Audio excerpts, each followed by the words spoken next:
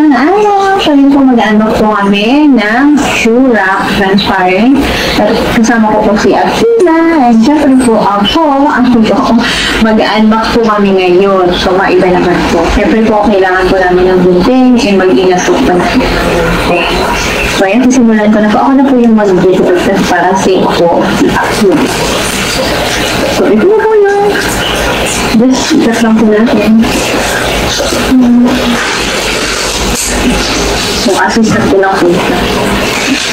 Maganda na.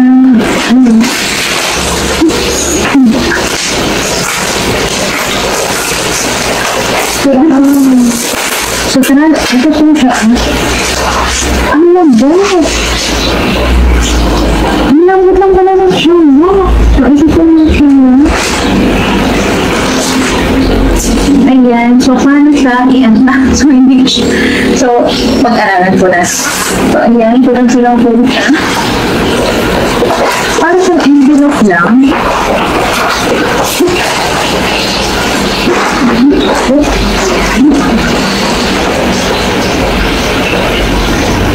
So, paano siya?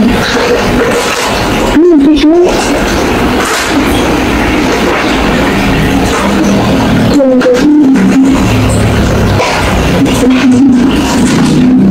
So, ito na yung shoe na ang lambot para sa envelope lang.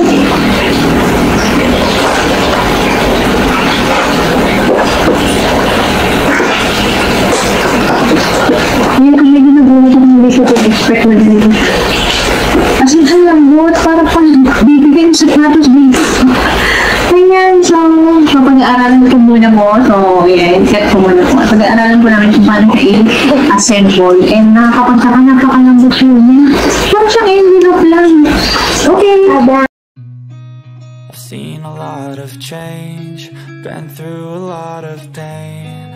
Some things are not the same as they were a year ago.